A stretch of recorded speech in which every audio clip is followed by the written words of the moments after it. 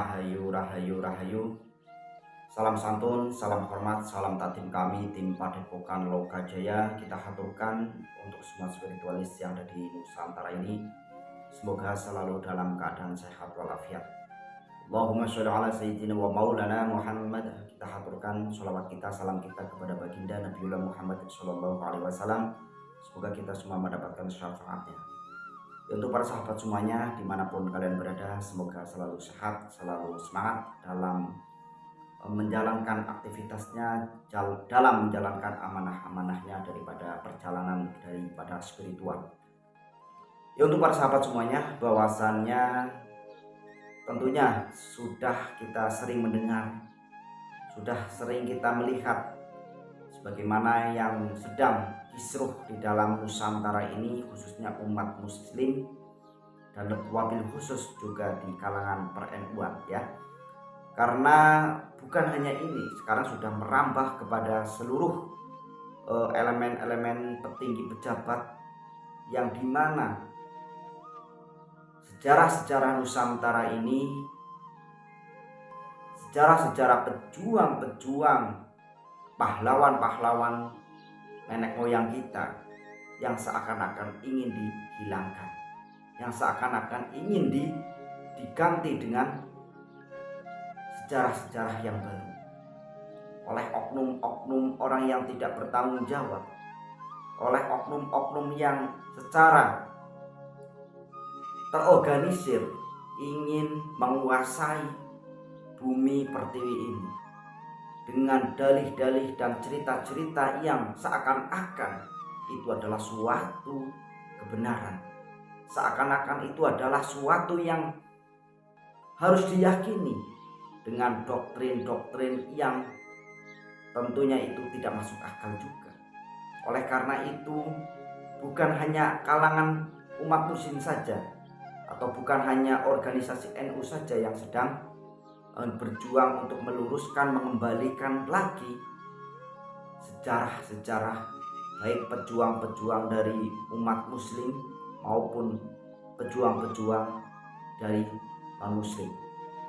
Kemerdekaan Republik Indonesia ini bukan hanya dilakukan atau diperjuangkan oleh muslim saja, tetapi banyak yang dari non-muslim.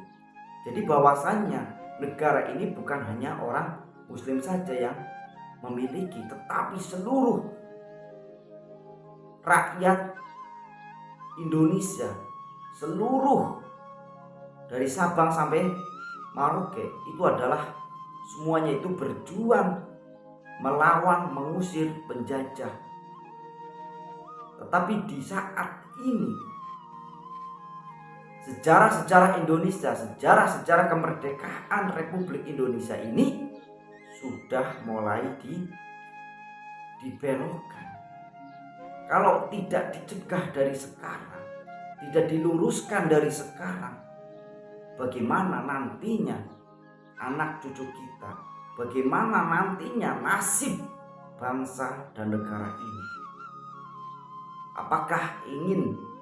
Apakah harus dibiarkan terus? Apakah harus didukung? Karena penjajah di modern sekarang ini itu bertopeng, berkedok agama yang tentunya sulit untuk dideteksi. Tentunya itu adalah orang-orang yang tidak baik untuk negara ini.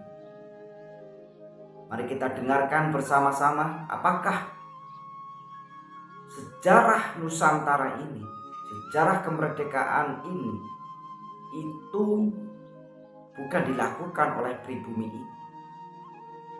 Sebagaimana yang dikomentari oleh salah satu pejabat negara yang tentunya ikut serta meluruskan sejarah-sejarah bangsa ini, meluruskan sejarah-sejarah kemerdekaan ini. Oleh karena itu, kenapa banyak sekali pribumi ini, kesatria-kesatria ini diperjalankan oleh leluhur-leluhurnya? Tentunya sudah mereka atau leluhur-leluhur itu sudah tahu bahwasanya negara ini sedang tidak baik-baik saja, sedang diincar oleh orang yang mengatasnamakan agama, orang yang mengatasnamakan cucu Rasulullah, dengan secara terang-terangan membelokkan sejarah kemerdekaan Republik Indonesia ini. Ini sangat mengerikan kalau kita tidak luruskan. Ini para kesatria-kesatria Nusantara ini sudah saatnya kalian ini bangkit daripada pejuang-pejuang yang halus melawan penjajah-penjajah yang berkedok agama. Ini sangat mengerikan ya. Kita dengarkan bersama-sama sebagaimana yang dijelaskan oleh Partai Nasdem. Saya sebut saja kelompok Pak Alawi. Sekarang saya fatwakan setiap tanggal 17 Agustus wajib pasang bendera merah putih di rumah-rumah kalian. Siapa yang nyuruh? Itu fatwa Habib Ali bin Abdurrahman Al-Habsyi Kuita. Bendera merah putih. Siapa yang memberikan instruksi kepada Bung Karno untuk membuat bendera merah putih sebagai bendera Indonesia? Itu adalah fatwa Al-Habib Idrus bin Salim Al-Jufri Palu Al-Khairat. Lambang negara Garuda, siapa yang buat? Al-Habib Asy-Syarif Hamid Al-Gadri dari Pontianak, keluarga baginda Nabi Muhammad. Lagu 17 Agustus, Pramuka, lagu syukur, siapa yang buat? Al-Habib Husin Al-Mutahhar dari Semarang, dzurriyyah baginda Nabi Muhammad. Jadi Anda jangan berpikir, ini habaib di Indonesia jasanya apa? Banyak, itu yang baru kecatat. Itu yang baru ketahuan. Masih banyak lagi daripada keluarga Nabi Muhammad yang tidak mau masuk buku karena perjuangannya ikhlas karena Allah, yang tidak mau masuk buku karena perjuangannya ikhlas karena Allah dan Rasul. Banyak saudara. Siapa Imam Bonjol? Semua pasti bilang pahlawan. Betul apa enggak? Imam Bonjol pahlawan Indonesia bukan? Pahlawan nasional bukan? Sekarang siapa namanya Imam Bonjol? Al-Habib Muhammad Syahabuddin, beliau habaib dari kalangan bin Syahab. Imam Bonjol itu bin Syahab, masih daripada kakeknya Habib Rizik, saudara sekalian. Itu keluarga daripada Nabiuna Muhammad, keturunan Sayyiduna Muhammad. Banyak lagi dari kalangan para dzurriyyah Nabiuna Muhammad SAW yang jasanya besar di Indonesia, tapi kita nggak ada yang tahu. Kenapa? Karena itu kami nggak cari popularitas. Kami nggak cari madah pujian. Kami nggak cari tempat kedudukan. Yang kami cari ridho Allah dan Rasulnya. Sehingga hal ini perlu diungkap, saudara sekalian. Bagaimana keluarga Nabi Muhammad jasanya besar. Dan umat ini harus dihubungkan kembali dan dieratkan kembali kepada keluarga baginda Nabi Muhammad. Assalamualaikum warahmatullahi wabarakatuh. Pemirsa di seluruh Indonesia, kembali bertemu dengan saya, Irma Suryani, fraksi Partai Nasdem, Komisi 9 DPR RI. Pemirsa, terus terang, kali ini saya akan memperbincangkan terkait dengan pengalihan atau klaim-klaim yang dilakukan oleh oknum-oknum yang menyesatkan sejarah kebangsaan Republik Indonesia dengan mengakui seluruh pahlawan-pahlawan bangsa yang berjuang merebut kemerdekaan sebagai bagian dari kelompok mereka. Saya sebut saja kelompok Pak Alawi. Terus terang, bagi saya, jika ada oknum-oknum yang mengaku-ngaku sebagai cucu Nabi, silahkan saja, sepanjang tidak menyesatkan umat. Apalagi kemudian menyesatkan sejarah perjuangan kemerdekaan bangsa Indonesia. Itu sudah perbuatan kriminal menurut saya. Karena itu menyesatkan seluruh perjuangan rakyat Indonesia dari Sabang sampai Pulau Rote. Menghina pahlawan-pahlawan pribumi, pahlawan-pahlawan bangsa kita. Saya tidak tahu sebenarnya maksudnya apa. Tetapi yang jelas ini sangat berbahaya. Kenapa? Karena bisa saja klaim-klaim ini adalah awal dari oknum-oknum yang secara terstruktur dan masif ingin mengklaim dan merebut Indonesia melalui ajaran-ajaran atau tafsir-tafsir agama yang salah. Bayangkan uh, rakyat Indonesia ketika disampaikan W.R. Supratman, Wage Rudolf Supratman pun diakui sebagai bagian dari klan mereka. Ini sudah penyesatan sejarah yang luar biasa. Dan jangan salah, dari sini dimulainya perebutan atau klaim-klaim yang akan membuat Indonesia direbut secara perlahan-lahan oleh oknum-oknum imigran yang ingin menguasai Indonesia. Saya bukan ingin atau mau memprovokasi, tetapi hal seperti ini jangan disepelekan. Kita jangan terpaku, jangan terpancing hanya soal politik dinasti semata. Tetapi ini jauh lebih berbahaya. Klaim-klaim penyesatan sejarah perjuangan bangsa ini lebih berbahaya dari sekedar politik dinasti. Kenapa saya sampaikan seperti ini? Karena ini adalah cikal bakal untuk mengarabkan atau membaalawikan Indonesia dari sistem Pancasila ke sistem khilafah. Ini berbahaya menurut saya, ini harus kita hati-hati. Memang tidak seluruhnya ustadz-ustadz dari keturunan Arab itu tidak baik. Banyak yang baik, tapi hati-hati dengan oknum-oknum yang secara sistematis ingin merusak dan memutarbalikan fakta sejarah. Kita tidak boleh juga menafikan ustadz-ustadz dari keturunan Arab yang baik, yang benar, dan syiar memang untuk kepentingan umat. Tapi kita juga tidak boleh membiarkan klaim-klaim yang akan merusak persatuan dan kesatuan bangsa Republik Indonesia yang kita cintai ini. Karena perjuangan kemerdekaan itu dari Sabang sampai Pulau Rote dilakukan oleh semua suku dan oleh semua agama yang diakui di negara ini. Salam keindonesiaan, jaga NKRI, dan jangan sampai ada orang yang mengklaim-klaim perjuangan dari pahlawan-pahlawan bangsa kita. Karena itu adalah penghinaan bagi bangsa Indonesia. Salam kemerdekaan. Itulah cuplikan video-video yang tadi, bahwasannya apa yang disampaikan oleh oknum Habib ini, katanya nih Indonesia, pejuang-pejuang dari mereka, Imam Bonjol dari mereka, semuanya hampir apa yang ada di sejarah-sejarah di Nusantara ini sudah diakui, sudah dibelokkan. Bagaimana kalau kita tidak meluruskan? Bagaimana kalau kita tidak ikut berjuang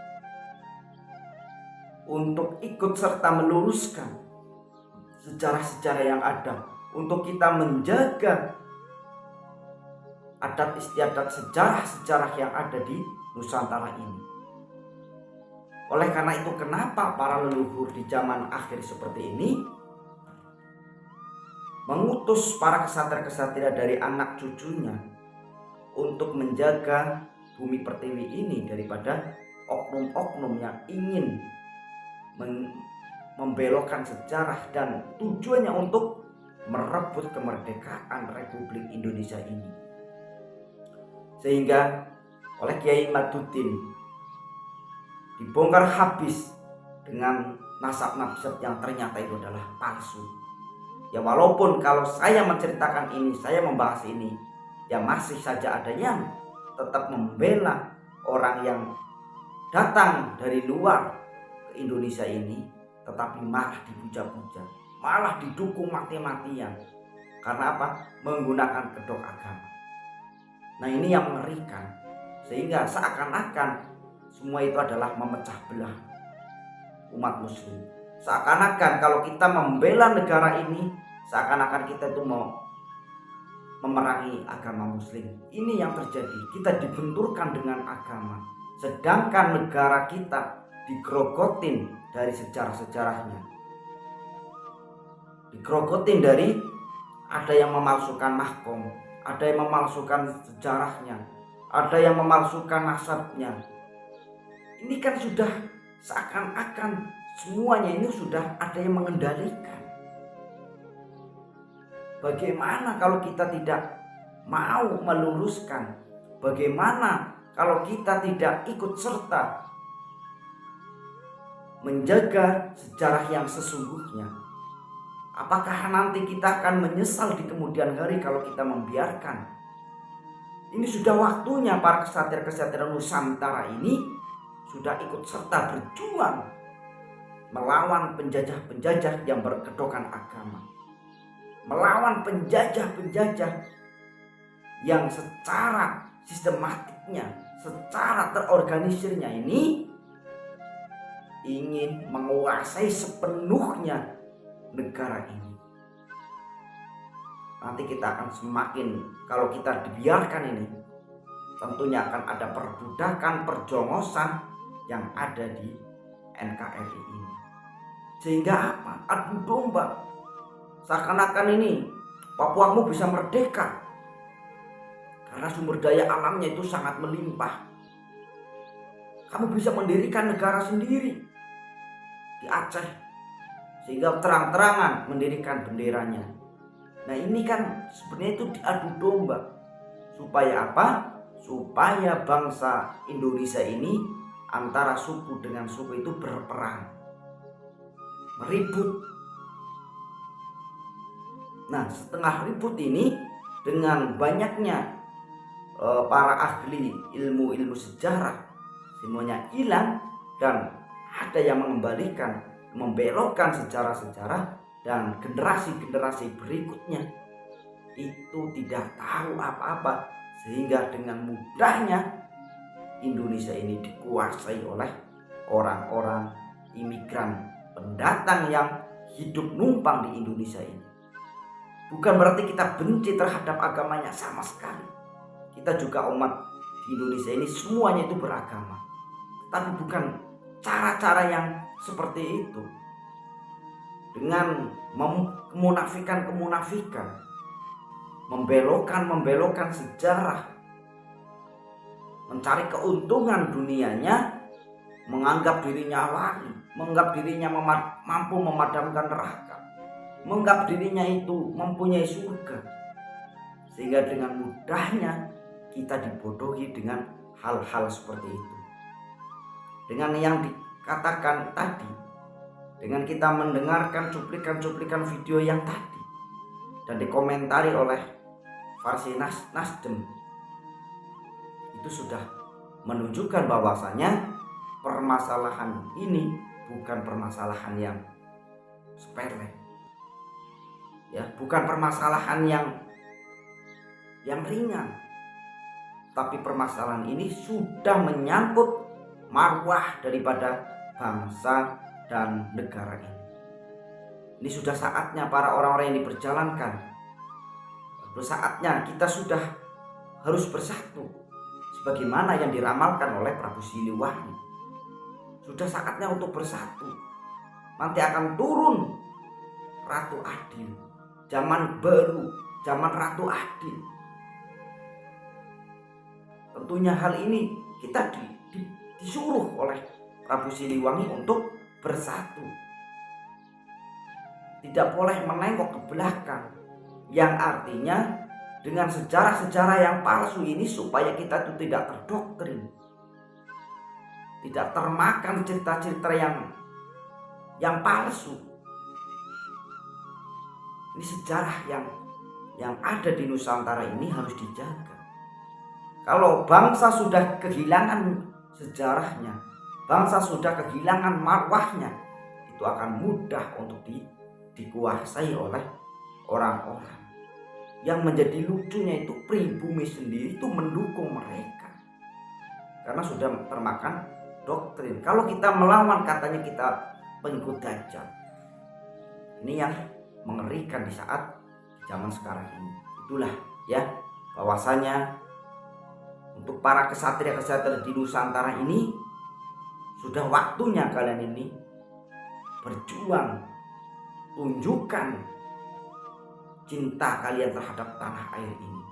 tunjukkan bahwasannya kalian ini adalah kesatria Nusantara yang diutus, yang mendapat amanah daripada leluhur-leluhur kita. Terus semangat dalam menegakkan suatu kebenaran. Terus semangat dalam meluruskan sejarah-sejarah yang benar.